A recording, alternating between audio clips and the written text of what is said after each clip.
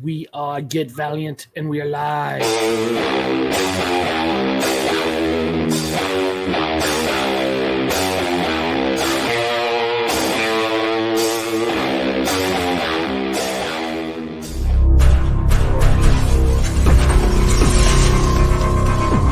This is Get Valiant. We're just at the small numbers of 200. It's 202. Get Valiant. What is up, world? My name is Hooser, and I have my buddy over here. There. What's up? Hi, I'm Josh. We do this thing every once in a while. That's right. Like a couple hundred times. A couple hundred times. Yeah, we've done this a couple hundred times. You might have seen this once or twice. Yeah, if you're joining here, you probably heard of us, seen of us. If you don't know anything about Get Valiant, we review Valiant comic books when they come out, and we try to give the true, honest our fill and run from there. So yeah, dude, we got two pretty awesome books to talk about today. The Harbinger #4 and Shadowman #5. Yeah, it's kind of a cool week of books, and or not a week, but a cool amount of time. So good that we have something to talk about. Yeah, I'm happy that we get to talk about, Harbinger and Shadowman, a couple 10 poles of Valiant, and having those things rock, I think is pretty damn fun. And that makes it pretty exciting. So, yeah. Yeah, what do you want to start with? Well, I guess, quick note. I mean, Valiant launched NFTs, and my name's Hooser. How are you doing? Good. Yeah. Okay, that's all I don't need have a whole lot to add on that platform. Not a lot of info on it. So we're just going to kind of go past that kind of stuff right now. When Valiant puts a little more information about it, we might talk about it, but it's already stick with the comics for now. Yep, we did. We were here. Came, it happened. It's done. Dude, but yeah, we got to see some really fun things coming out with Valiant, and so far things that I've really been impressed with. But yeah, if you're on the Valiant fans page, comic fans page, some people got to see this bleak of an image where it looks like blood splattered everywhere, and yeah.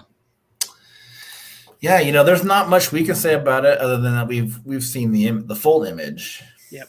And the whole blood aspect of this is pretty cool, and there's some good artists attached to it. We can't say much about it. Yeah, I could just say that you will be pleased with the rest of it. That's where I'm at. This is kind of like a BS comment to make, but what sucks about this is that we know quite a bit about this image. We're lucky in that regard. Yep. And I feel like when the information does come out on this, it's going to be a really interesting conversation to have.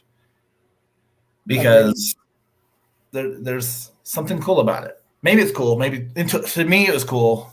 Maybe to Hoosier it was cool. Maybe to someone else it isn't, but we'll see.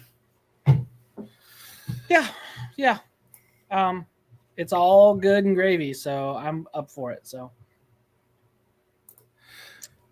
that's it. And then I think it's books, right? I mean, there wasn't a whole lot of news to talk about. We talked about the new comic book day that's coming, free comic book day that's coming out soon, where there's an original Archer and Armstrong story, original, I believe, Bloodshot story, and then a coming back with a original Ninjak story, a continuation with Jeff Parker. So, some big names hitting the pages there that get me excited to have some of these characters back on books, on print, and yeah. And like Hooser was saying, we got these big classic characters to talk about today. We have Harbinger, we have the Shadowman just returning from its little hiatus, and big things going on in that book too. So, yep. I think without further ado, we should probably jump into it. Yeah, well, I think we get 2 books this month, 2 books next month, but then we go to the following. We've got 3 books, and the solicitations for the next month have another 3 books again. So, we got, February with 2, and then we're going to have 3 in April, 3 in March. which or March and then April. I guess I had that backwards, but I think that's going to be exciting having a little bit more. 3. That's better than 2. Yeah, and I keep wondering how they're going to fit in all the characters that they plan on publishing this year, because we saw that that image, that shows all these characters, and it's very exciting to see a lot of the classic characters that we've all kind of grown up with Valiant. So I'm curious to see how it all works, how they can fit everything in on their publishing schedule this year, especially when they're only doing a couple books a month. Right. But we'll just see, Very excited for just about all of it, though. And then, and hey, and on top of that, there's things that we had no idea about, like armored clads. Maybe there's some other stuff too that we don't really know about that'll just pop up here and there. But they can't just give it all out and just have you waiting. They got to pull a couple tricks here and there. Yeah, they have to do that. But I think I look back at it, and that was one thing I used to kind of enjoy with previous when we had the Valiant Summit. Right, the Valiant Summit was really cool, where you would get the whole year slot of books. That was fun. But I guess I get where they're at right now with publishing and the world being what it is, to kind of go at it slowly. But that was fun when we had an idea of what was kind of planned out throughout the year. The anticipation was really, really cool for that. And it gave a lot of lead time for those books to kind of get going. So, and a lot of pre-sale time too, right? You got to, be excited for some of the books down the way. So. Yeah, I always kind of hope that one day, like the publishing side of it, will get back to that, where it's like we have these summits like in May or June, and it's like, hey, guess what? Here's everything we're doing. We have a couple people here to talk about those books. They were a lot of fun, they were a lot of flash, but like they were also like a lot of fun, and it was kind of nice to get that little like glimpse into like everything that's going to happen as a fan. Yeah, it felt like a very special moment. And I remember they did it 2 ways. They did it one way with the Twitch channel, forget what they're called, but they used to do the RPG games, and then there was Hyper RPG. There you go, Hyper RPG. They used to have the Valiant little thing, and then they had just like a regular like YouTube video that came out about some of the things, which I thought was really cool. It kind of didn't have to be overly done, but I think it'd be fun to have something like that in the future. But anticipating each solicit and images that are coming for the future. But I guess let's get in and talk about one of the books here today. What do you think? Yeah, let's go for it.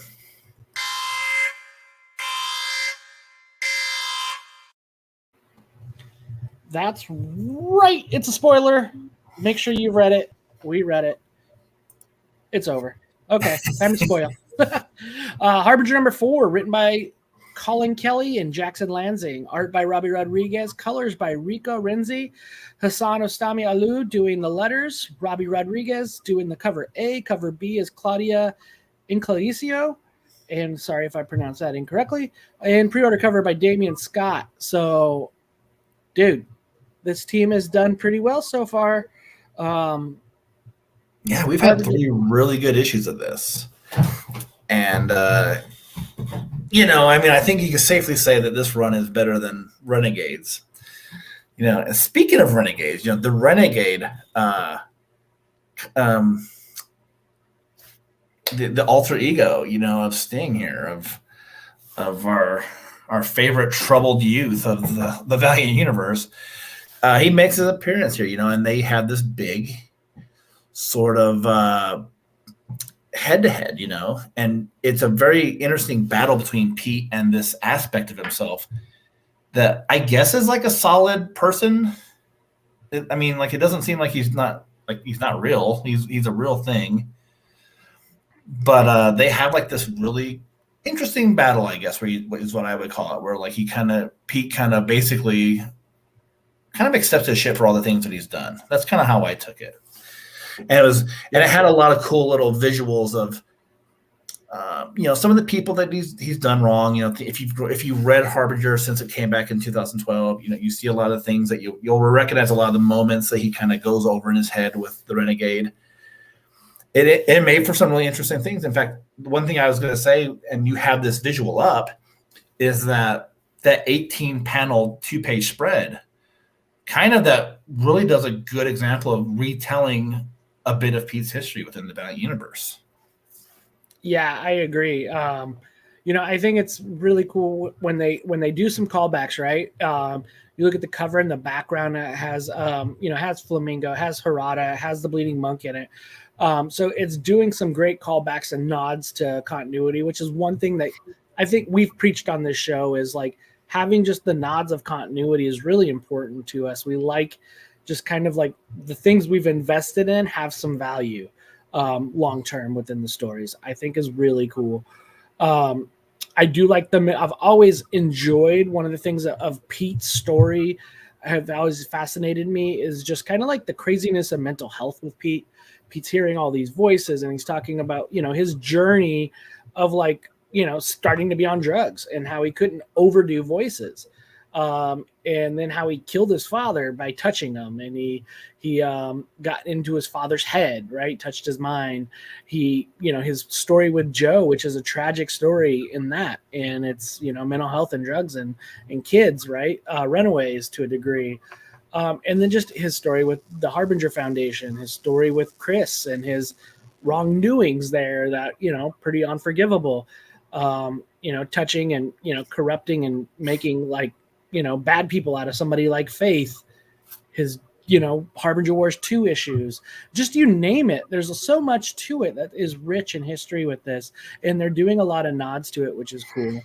And then this Renegade connection of really Pete having what I believe to be like this internal fight, this internal monologue of his multiple personality disorder type of thing, of who's the Renegade and who's the Harbinger, who's Pete and who's who, right? And really this version of the Harbinger is, somebody new to a degree. And it's trying to kill off the negative, the devil on one end, the angel on the other shoulder type of thing. So I think this does a really cool picture of kind of giving somebody a summarize of what's happened in the Harbinger story, Pete specifically, and where this one's going. So, and it kind of connects to and continues nod with Faith at the end, coming in at the end. So, knowing that Faith is going to be back is told. I spoiled that. I gave a spoiler alert earlier. Sorry. And, but yeah. That's why you're supposed to be reading these books before we talk about them, Right. And then, yeah, I dig it. Like this story has been really, really, to me, very fruitful, and on par with Harbinger, what you'd come to expect with the Harbinger story, I believe. So, yeah, I did like that it kind of glanced over like some bits and pieces of like Renegades a bit, because like we never really that kind of arc of Pete's life doesn't really go anywhere. But like I do feel like this book has a huge payoff if you've been reading Pete's adventures like since 2012. I just feel like if you've continued the story since then, or even with just the beginning of this series. I'm sorry. I feel like this story is the adventure of Pete and Pete. Oh, I hope that someone out there gets that. I really do. Please tell me that not everybody's like that. People grew up with Nickelodeon. Come on. With the where's she at, right? I got her right there. Pin up on the man. I didn't even think about that. Sorry. Okay. Sorry to cut you off. No, it's okay. But I just think this was such a great issue, and if someone was to pick this issue up and I feel like if you're like, oh, I've never read this book, let me check it out, you might come in a little bit confused, but I think the payoff really hits if you've been reading it since the beginning. It's just a battle of the mind, maybe, because it's not about the fist or the kick or like, the abilities as much as just like him kind of coming to terms, Pete maturing a little bit, taking it on, I hope that like not every story of Pete is like him being like, look, I'm a drug addict and I've done all these bad things. Like at some point he does have to be better. I feel like that is kind of like Pete's theme of sorts with this. Right. But I just think like, great, let's go from here, and I'm really excited to see where Faith goes in with this. It's nice to see another character from Pete's neck of the woods show up.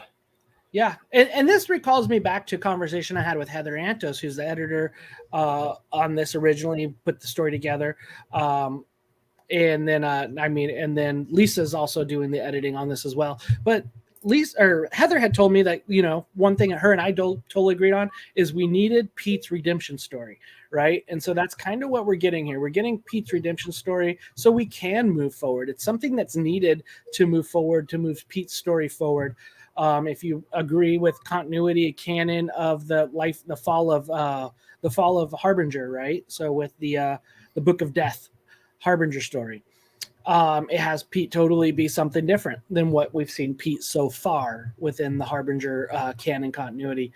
And so when you look at that, I think it does, like, you are right. It's like Pete is poor pitiful me. I'm a drug addict. And that's something where, I can get wanting to, like, okay, let's move past this. Let's move forward, Pete.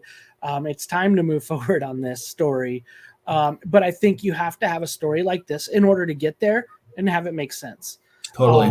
And you have to have it connect, because with the bigger picture of, the Harbinger connection and where it's going to be and like what this character can be, right? He is, the great destroyer. He's been there. Check that box. Let's move forward. Then let's have him be the Harbinger of, what can be, and, really come into that, right? And I like that they called him like the 4-color clown, which I think is hilarious because it's a nod to superheroes being what they are.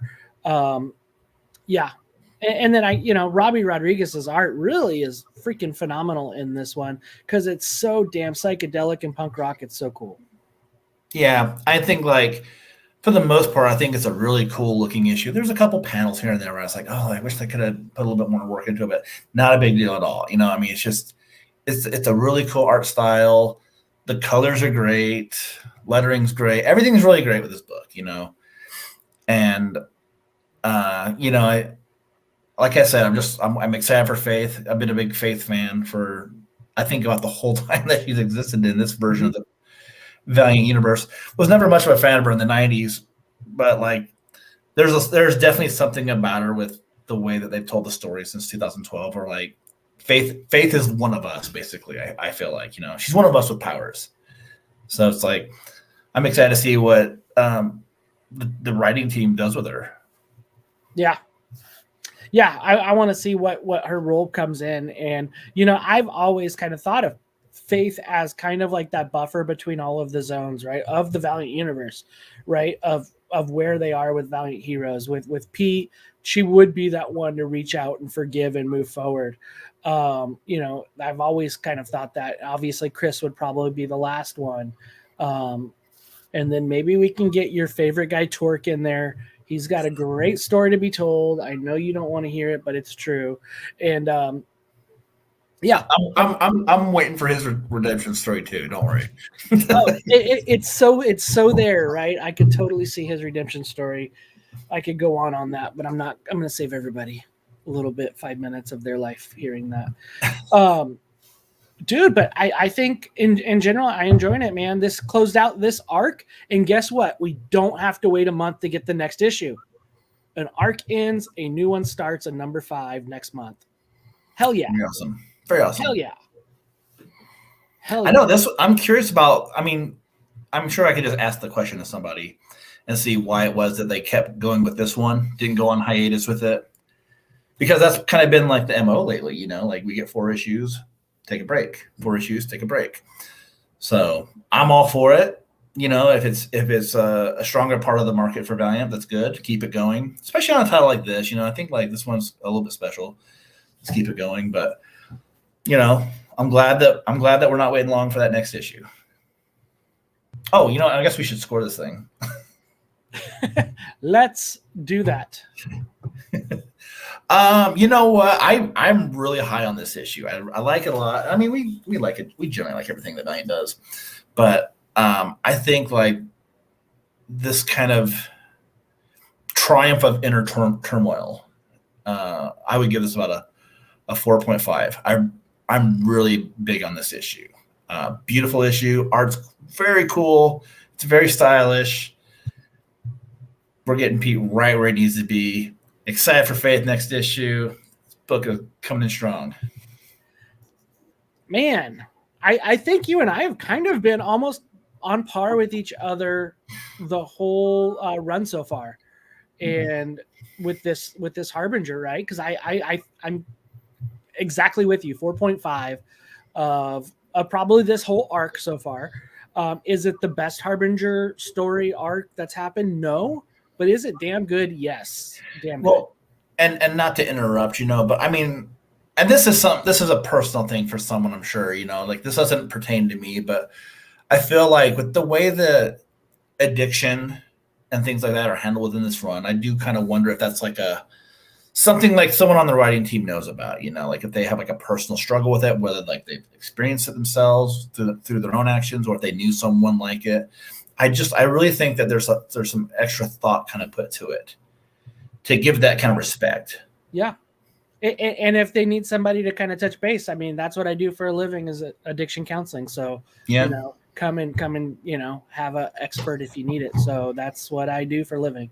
So if somebody, and that's probably why this character's always intrigued me to that. So yeah, it is kind of, I would be curious to know that, and I've heard people that have worked and touched on this book, kind of their connections and thoughts of this character and this piece, and what really to kind of find a lot of the uncovered pieces to Harbinger, to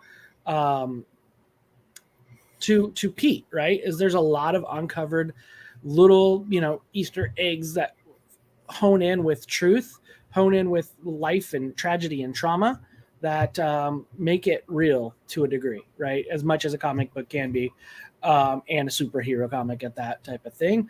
But it makes it, there is some reality and the world outside your door type of thing that comes true with it. So that's what I like about it. So, yeah.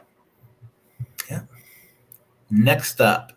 That's interesting, Timothy. I have not, but I think it might be interesting, right? It might be interesting to recommend this book to any of my clients. I think I have Valiant books sitting on my desk too, so they see them and people have asked about them, so I've kind of recommended them to a degree of like, yeah, you should read their comics. They're fun. I usually kind of encourage to use comics as a gateway outside of the regular life sometimes, but sometimes it might hit really home with some, and that could be a good or bad thing depending on where they are in their recovery. So yeah, I was gonna say I generally recommend Dice Heart's Harbinger to people all the time.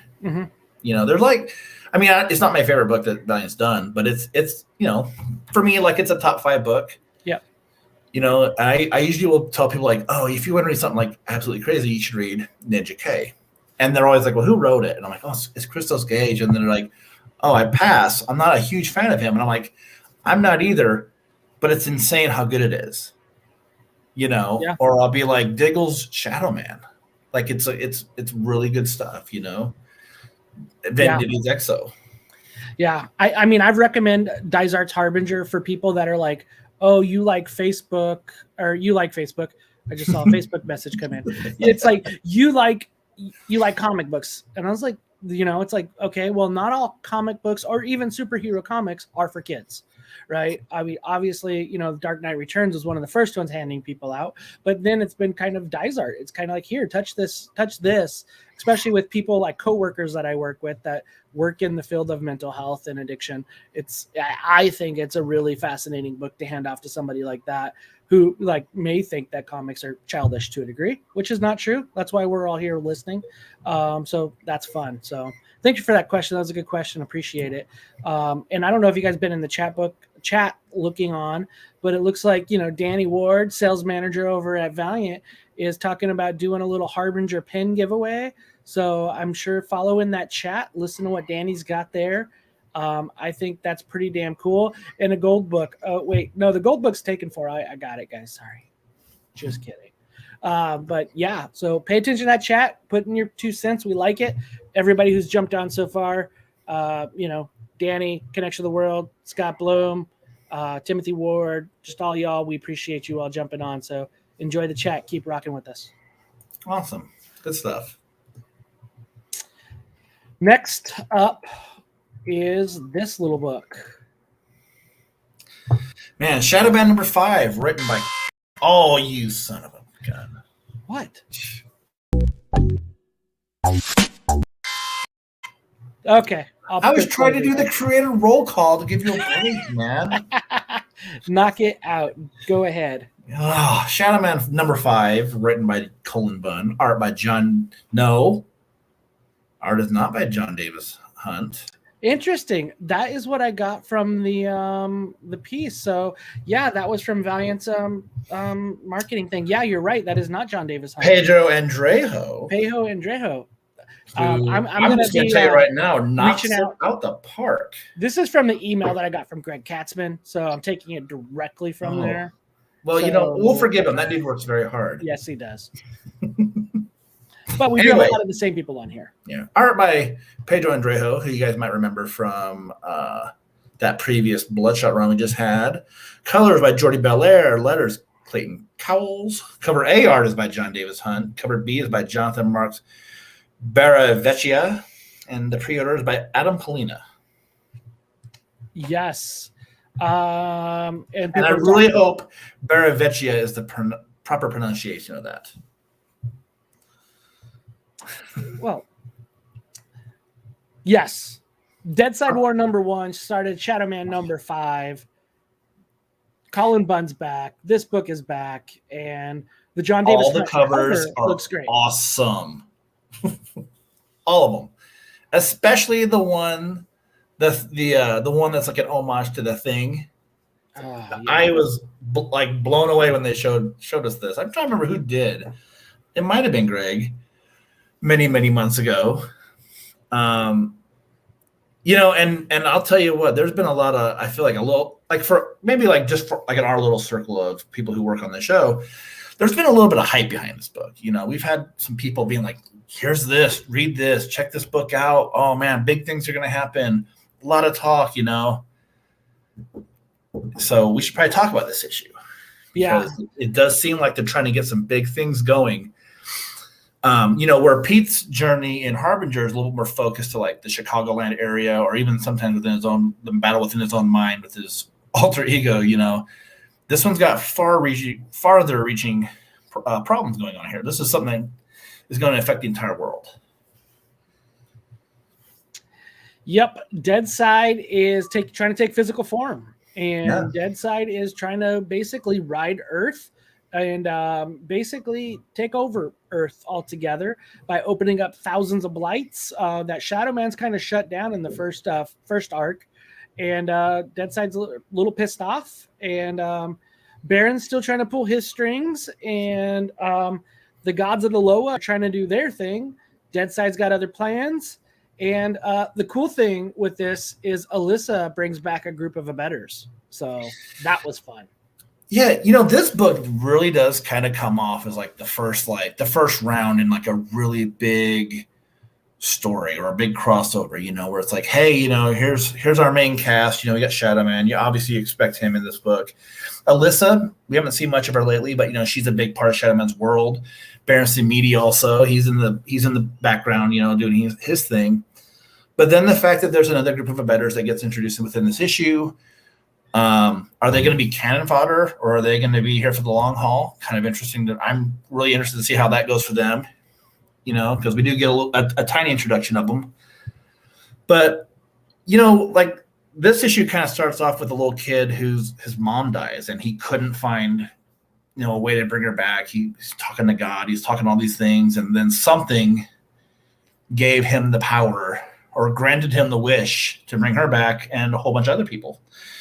And so what almost would seem like a basic like hack 'em up zombie story within the Shadowman world, I thought was a lot more interesting than that, I think a lot of the stuff that kind of happens after was a lot more interesting than just this little fight.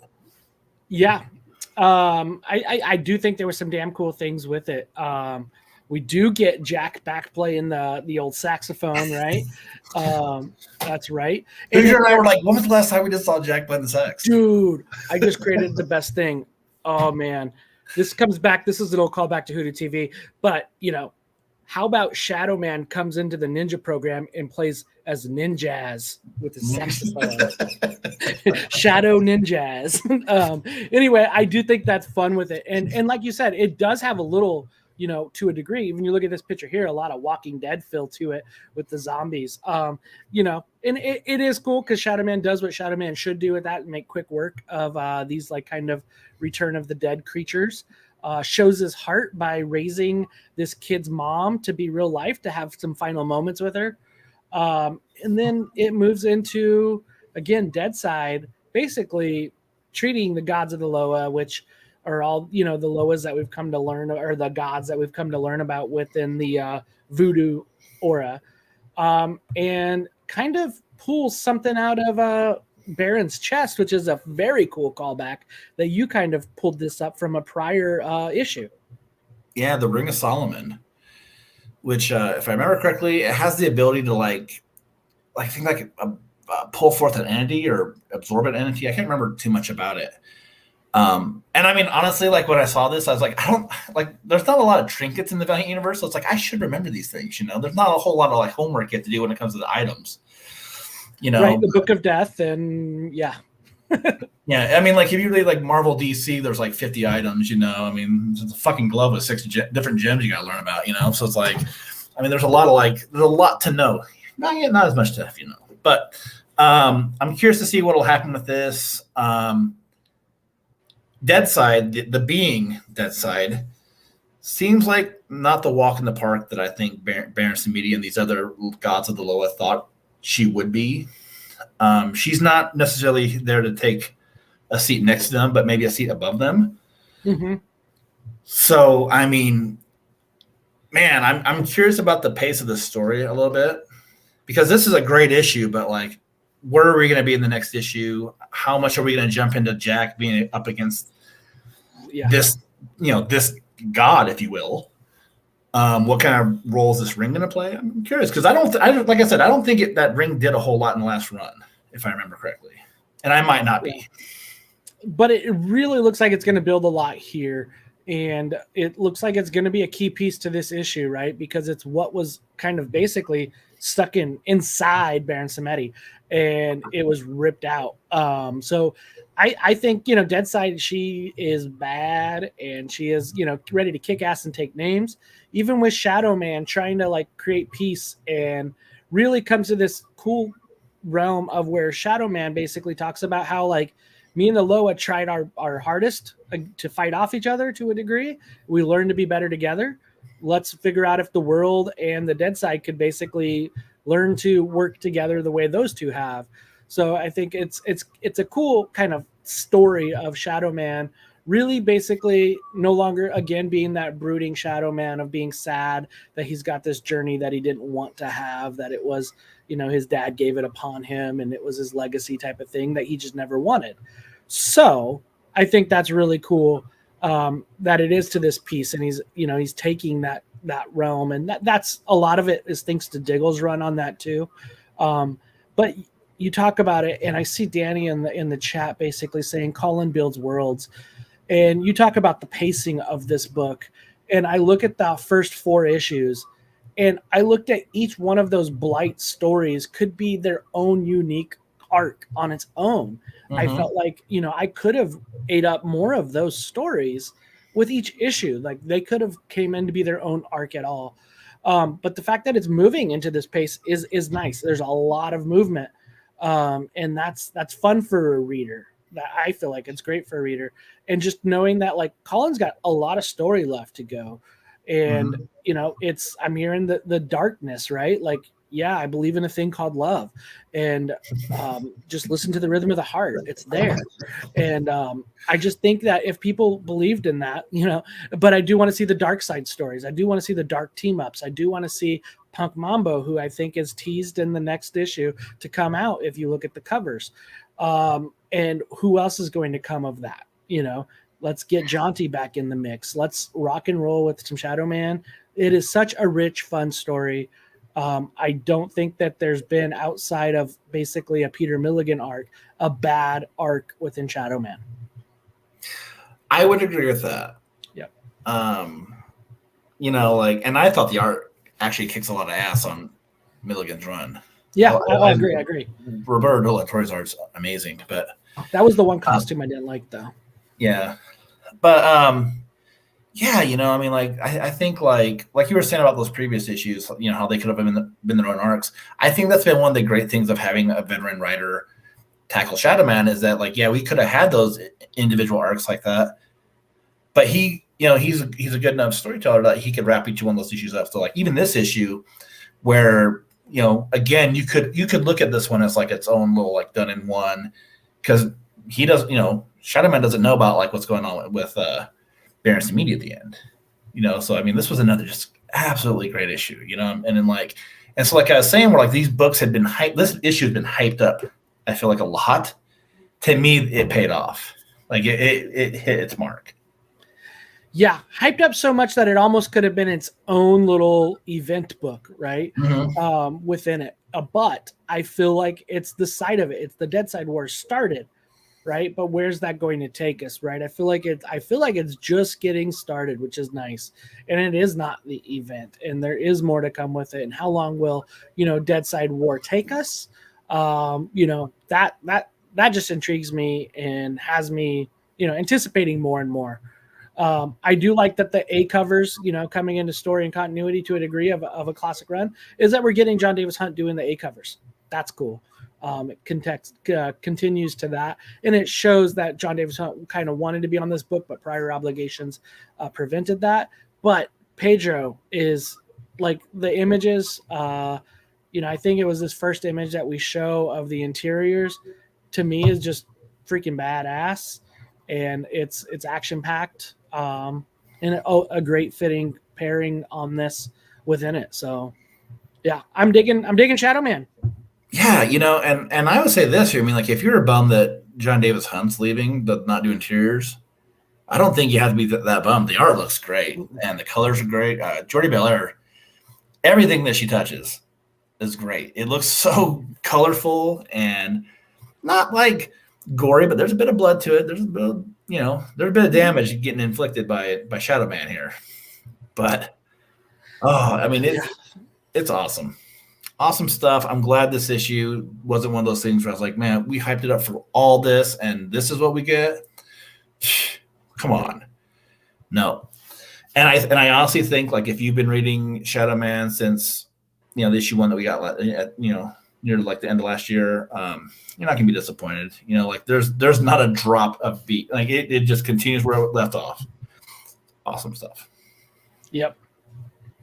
Yeah. Shadowman is fantastic. And I think it's time that we all score this one up. So all right. Who read it? What y'all think? Do I have to go first again? Fine.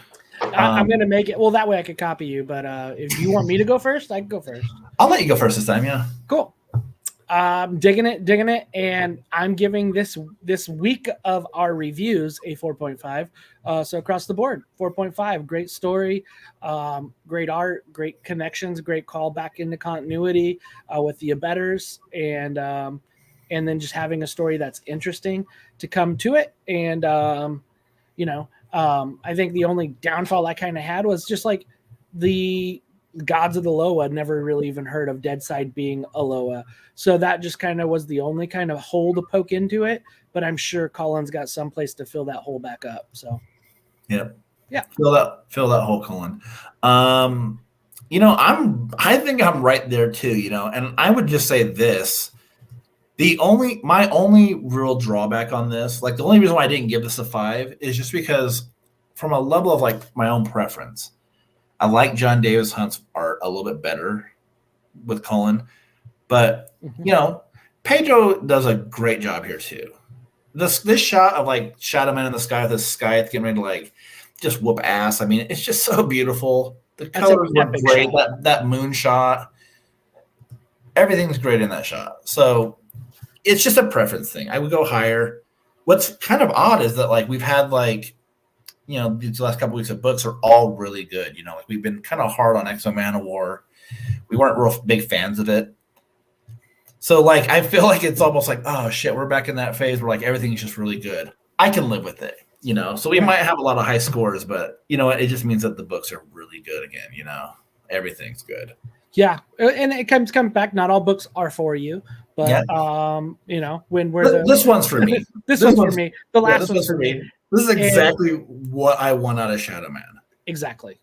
Yep. So yeah, that is that. Absolutely. One of the things that I was thinking that would be fun. I see this right here, right? And we get Danny's on the chat who does a lot of the marketing stuff, and what I think would just be so cool if they figured out a way to do one of these as like a VHS cover sleeve. And I don't know what you'd put in it, but it would look like a VHS cover sleeve. And it's this. Like, I just think I'm loving the, these homage covers to some great horror stories that have been throughout, So, I know. cool. I thought I saw one that's got Punk Mambo as like the Jack Nicholson going through the door from The Shining. Oh, yeah, that one. I think that's the next book. And then the preview page of the next one, oh man, what is that one? I think it's like Carrie or something of Deadside, kind of looking like Carrie. That'd be so cool. So, yeah, and I've loved all these horror covers. I've been trying to pick them all up. They've just been so cool. Yep.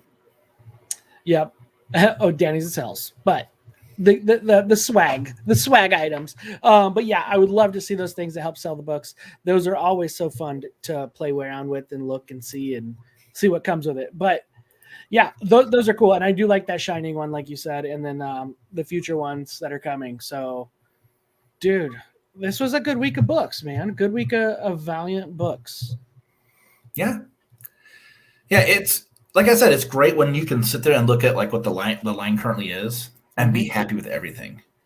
Yep. Because I mean, we try to be honest. I know that like for a long time when Eric was on with us, we would always get accused of just being like the biggest homers because we're like, well, everything's good. Like how do you not score something? You bitch about it just to bitch about it. And sometimes I felt like we had to just to be like, here's the negatives. Let me just talk about them because like we're gonna give it a high score because it's so good still. Mm-hmm. But it's just like I gotta sit there and kind of be like, well, this is the things I didn't like about it. But man, like 2 books where they're really good, I'm that makes me excited. I'm excited. I'm way excited for more Shadowman. So maybe we'll see. We'll see what Armor Class gives us when that drops. Maybe that won't be the book that like is as good as those, but you never know. I mean, that one might be good too. Right. There's a preview. There's a preview for that. Is it at the back of Harbinger this week? I couldn't remember. So I think I try not to read them. Yes, there is some non-colored of the first issue of Armorclads, and which looks great. Which is I browsed the art. It does have good art. But I was like, oh, I'm not going to read any of this shit. I try not to ever read the previews. Yep. So what do we got? Armorclads, March 23rd. So March 16th, Shadowman number 6. February 23rd, Harbinger number 5. And then make sure you're getting all of these books in for Shadowman 7. And March 16th, March 23rd, Armorclads number 1. And then Harbinger number 6 on March 30th is what I got here. And then again, the April books just announced Shadowman 8, Armorclads 2, and Harbinger 7. So, you still got some more books all coming back together with no breaks. That is cool. We should be happy. It's stuff we've asked for. So yeah, score that. And then hopefully we get a little, Exo Man of War back in the mix, get some Bloodshot coming back to us. We know we got our Eternal Warrior, and that's a ways away within the Kickstarter, and fun stuff and more stuff that you can speculate when it's coming based off of that image that was produced for season holiday. The universe image that was cool. 2022. Yeah. So far, enjoying it. Very much, yeah.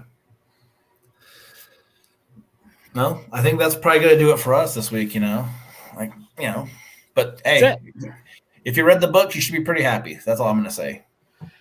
Yeah, exactly. Be pumped up. Go get it. Go deliver. Go order more. And put these books in other people's hands, too, so people know what's happening.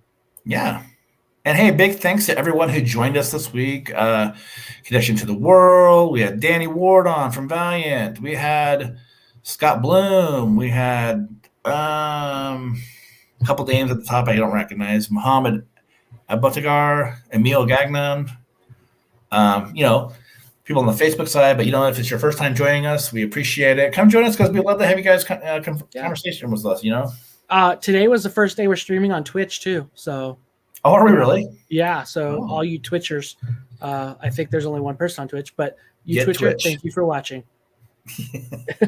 Get Twitched and stay Twitched. Start somewhere. It's just one person. We just talked about drugs with Pete, so we might as well talk about Twitch. Yeah, why not? Depends on what substance.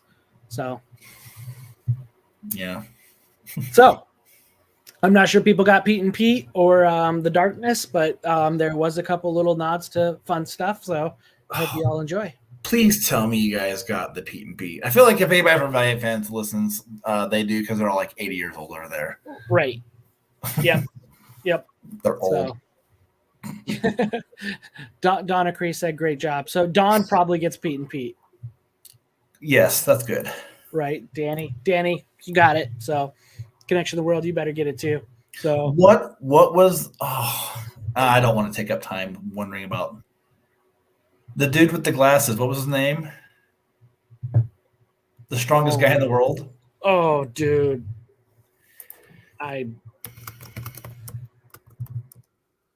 Who was it? Artie. That's it. Artie, the strongest man in the world. Oh, I love Pete and Pete. Oh, man. Pete and Pete was awesome. I don't know whatever happened to those dudes, but I wish them well. I don't know. I know that there was a DVD release, I think, of the whole series.